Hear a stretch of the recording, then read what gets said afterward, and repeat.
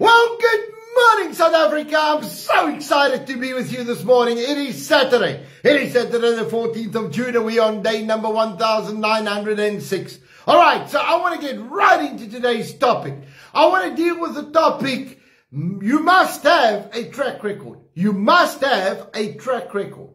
All right, 1 Timothy 5:22 says, don't lay hands on anyone hastily. All right, but don't share in other people's sins, but keep yourself pure. Now, we dealt with the scripture earlier in the week, and we were dealing with this issue of purity. But now I want to deal with this issue of having a track record, laying hands on people. Now, this is not laying hands for sickness. This is laying hands for assignments, for putting people into appointments as positions. Like, we lay hands on you to become the senior pastor. We lay hands on you to become the president. You know, when they come and they take these oaths and they put them into positions, that is the context that this is put in. But here comes the catch. When you lay hands on somebody or appoint somebody, they need to have a track record. But what is this track record? You see, many charismatics particularly go after somebody who has a gift. Right? You have a gift and you go, this person must be it. The Bible says that we need to judge somebody's fruit, not their gift. It's so important that we get this. Because the gift is for the body of Christ.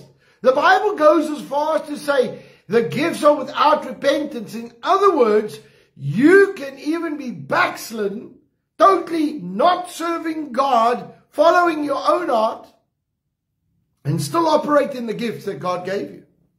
You know, I know many, but the one particular guy I'm thinking of was a close friend of ours in the youth, and he was very strong prophetically, very strong.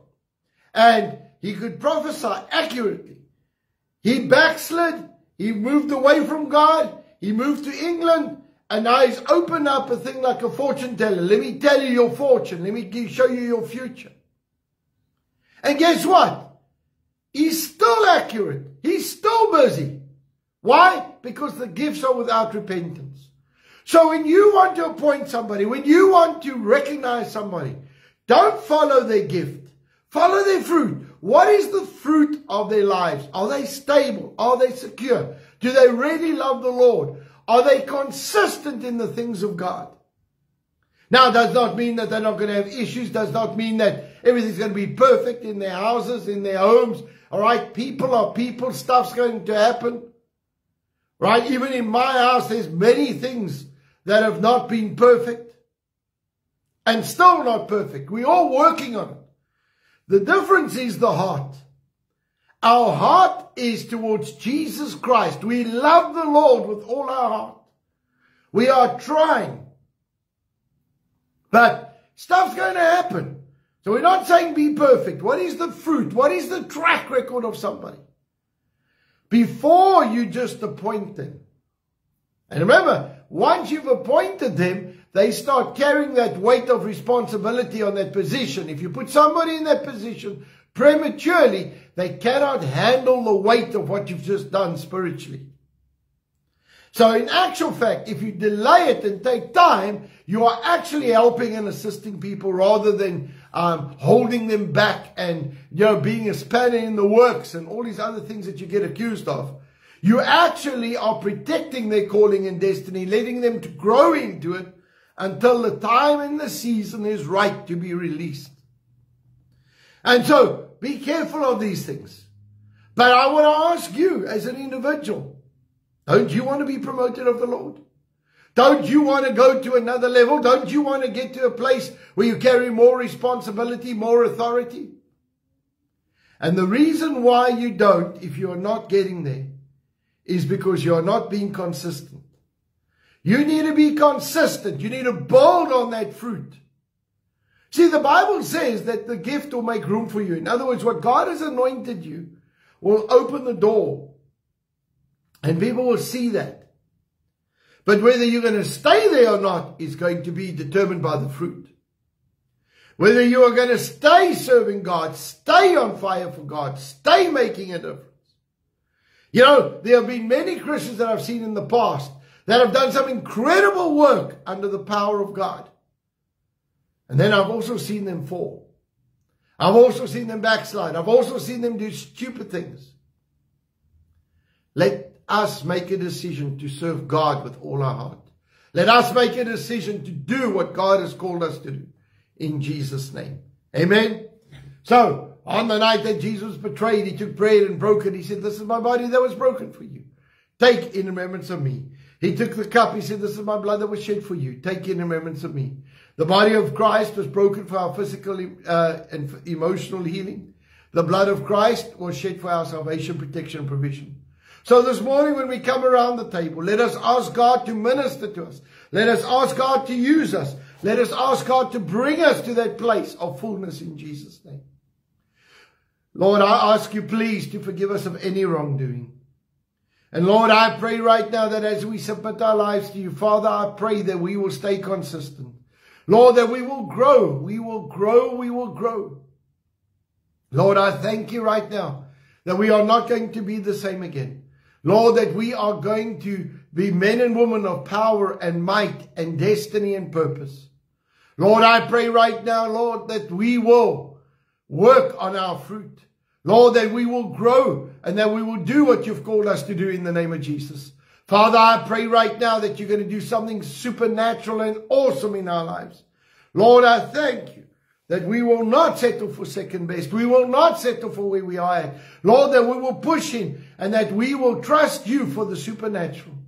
Father, I pray your blessing upon us today. And Lord, I thank you that as we take of the elements, that you'll minister to each one of us in Jesus' name. And everybody said, amen and amen. Let's partake together.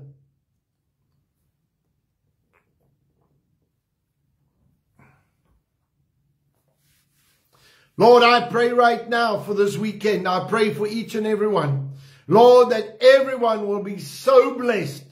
Lord, that you'll minister to each and every one. Let every person at the sound of my voice have a wonderful time in the name of Jesus.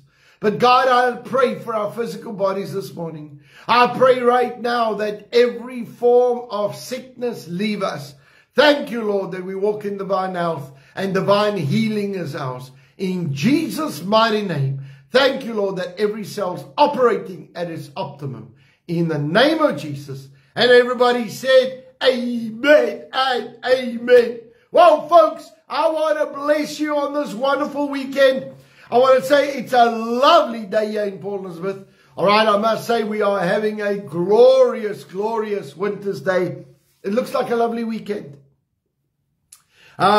You know, we've got a local fishing thing, a deep sea fishing thing. They've just broken the record. I think there's just out of one bay, I think they're sending out something like 90 boats going out this morning. So I tell you what, it's a wonderful day to be on the beach, to be on the coast. And remember this, wherever you're going, just keep focusing on releasing the power of God, the blessing of the Lord.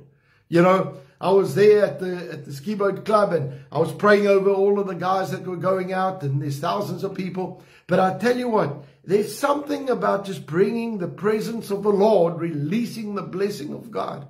And I'll tell you what, the minute I say, let's pray, everybody respected it. Everybody was in agreement. Everybody was praying. And I'll tell you what, it's always an honor when you bless the fleet like that, eh? And I'll tell you, God is going to use us. The goodness of the Lord always leads to repentance. So this morning, I want to say, as you have a wonderful weekend, just remember the Lord Jesus Christ. Remember to focus on him. Remember to focus on your family. Bless your family. Just tell them how much you care for them, how much you love them, how much you need them. Amen. So this morning, I want to pray for our families.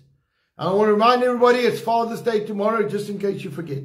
Right, let's pray. Father, right now, in the name of Jesus, we come before you. And Lord, I pray for our families this morning. Father, I pray your blessing and anointing upon each and every one. Lord, I thank you for health in our family. Thank you, Lord, that every one of our family members are healthy.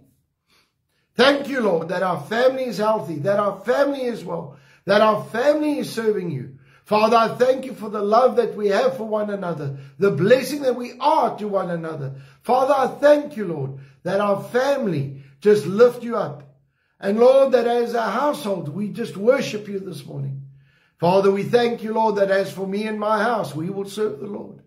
I release the blessing and the power of God over our family in Jesus' name. Lord, I thank you that you are going to lead us, direct us, and guide us by your Spirit. Lord, I thank you that you are moving by your Spirit in a mighty way, in Jesus' name. And Lord, I thank you that every one of our family members are serving you with their whole heart. Lord, that they are reaching the destiny and the purpose that you have for them. Father, we release your goodness, your blessing, the anointing, the power of God over our families. And we thank you for this in Jesus' mighty name. And everybody said, amen and amen. Well, folks, I want to remind you, we got guest speakers on tonight, but have a wonderful long weekend. And Lord, I just pray right now for everybody traveling. Lord, I pray your protection over the vehicles, that the vehicles will be reliable. And Lord, that everybody will get to their destination safe and have fun. In Jesus' name. Amen. All right, let's get to our declaration this morning. In Jesus' name, I declare by faith that I walk in divine favor.